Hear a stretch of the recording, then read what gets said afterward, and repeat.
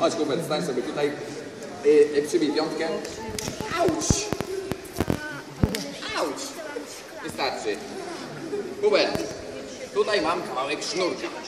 Czy wiesz, co ma sznurek wspólnego z recyklingiem?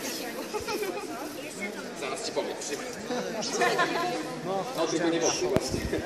Tu są jeszcze nozice. Ja tylko od razu przepraszam. Nie wiem. Przepraszam, że mówię nozice, bo mam wadę wymowy i nie potrafię powiedzieć nożyczki, to dlatego. No więc Hubert, weź te nozice, dobra. Co sznurek ma wspólnego z recyklingiem? Otóż sznurek możemy na przykład przeciąć na pół. I w ten sposób on będzie popsuty, prawda? Możesz przeciąć, Hubert? Tylko nie palec, sznurek, dobrze? Super. I w ten sposób sznurek jest popsuty. I mamy dwa takie same sznurki, prawda? Co nie?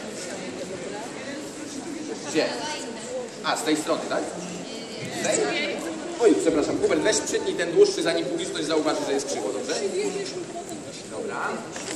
No, więc teraz jak już mamy dwa krzywe sznurki, to... Teraz.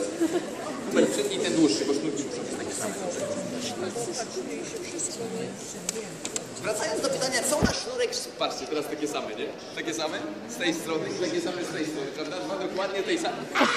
Co? Ja bardzo przepraszam, tak zawsze. Słuchajcie, co ma sznurek wspólnego z recyklingiem? Otóż recykling może sprawić, że coś, co jest popsutego, może być z powrotem całe.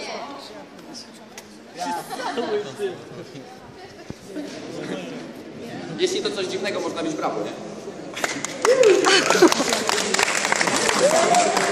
A teraz zdradzę sekret, ale sekret mogę zdradzić tylko Hubert, były na dole, a końce zawsze powinny... Gdzie są końce? Popsuliśmy sznurek! Popsuliśmy sznurek! Ale jak już czujemy coś tak jak z recyklingiem, że wszystko można po prostu naprawić. No jak? Ja też wiem, jak to się robi. No, więc Hubert, tniemy po raz ostatni, tylko nie palec, sznurek, dobrze?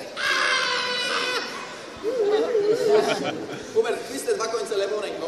Czekaj, te wyżej, żeby nam się nie pomyliło. Chwyć te dwa końce lewą ręką. Przytnij wysoko, żeby wszyscy widzieli. Przytnij obydwa naraz w tym samym momencie, dobra? I jak ponownie będzie cały sznur,